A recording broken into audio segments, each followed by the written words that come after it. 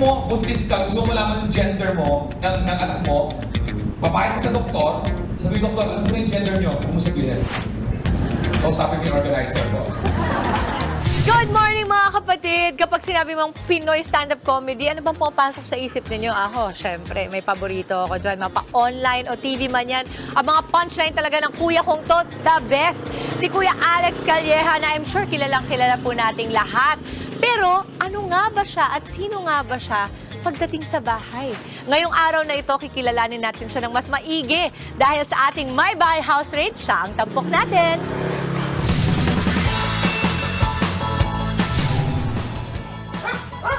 Tao po! Good morning, kapatid! Patawad po, walang tao. Uy, grabe naman pala sila dito. Hello, kuya! Sorry, nagulat ako. Pagka may pumunta kasi dito, naniningil eh. Ha, ganun ba? Akala ko naman may ano. Ikaw pala, hindi boss, pasok ka sa aming mga bahay. Yan. Ito ang aming maliit na bahay. Ay, napakaganda naman. So, homey. Ang kwento nito, ang bahay na to is, ang lupa na to is sa in-laws ko. Okay. General lang ano ko. Typical love story. Maganda yung babae, gwapo yung lalaki. Okay. Ba tayo maniwala? Then, lupa nila to. So, Akala ko punchline ko yan. Kwento ni Kuya Alex, year 2005 nang lumipat sila sa pamanang property ng kanyang biyanan na may 600 square meters. Pero sa laki ng lote, halos 1/4 lang noon ang sakop ng kanilang bungalow na tahanan. Nagtatrabaho pa noon bilang IT programmer si Kuya Alex, kaya aminado siya na hindi ito naging sapat para palakihin ang kanilang bahay. Pero nung magsimula siyang makilala sa industriya ng stand-up comedy, aba, dito na nagsimulang magbago ang buhay ng kanyang pamilya. so ito yung sala. Ito. Okay. So, kuya, basically, I see a lot of whites, no, neutral colors, but a pop of color as well. Sino bang boss dito sa bahay na to? Hindi, ang financer ako, tapos siya yung nagdi-design. So, sinong boss? Siya. Kahit ikaw ang financer. Ako hari. Ipinasilip rin ni Kuya Alex ang kanilang master's bedroom na minimalist at hotel-inspired look. Yan po itong aming room. Yan. Wow.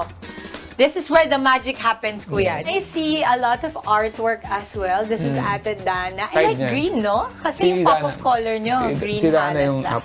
apple green. And then ito, these are organizational, yan. na native looking. I see parang may cover pa siya ng parang cloth. No? It's nice because it makes it look very, very organized.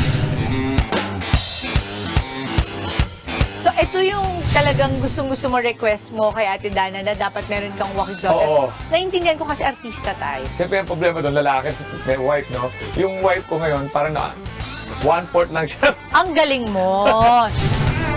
Naku, Kuya Alex, parang lugi naman si Ate Dana sa hatian na. Kaya it's about time para tanungin ko na siya ng personal.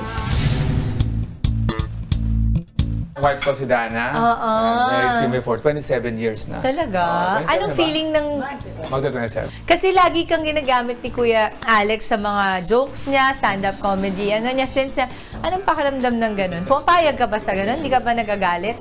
Okay lang. Kasi minsan ako pa nga nag-provide ng mga jokes. Kita mo? Nangyayari talaga sa totoo. Pero pag pinaprovide mo ba yung joke, napaprovide ba pabalik sa yung kanikita niya? Yes. Yun naman pala. Shopping na ako lagi. Marunong na. Ate Dana, I see you like doing tablescapes. Is it something that relaxes you? Parang lang, kinokollect ko lang siya individually yung pieces. Tapos mix and match. Iba, in-order ko lang from online. Mura lang sila. Tapos pagkakain kami, pag feel ko parang nasa hotel. So ina-ayos ko na yan.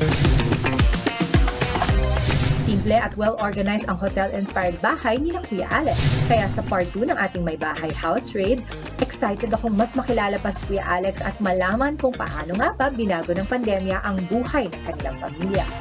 Mga kapatid, Dimples Romana po, kumpletuhin ang inyong umaga ng mga kwentong puno ng inspirasyon. Salubungin po ang bawat araw ng may ngiti at pag-asa.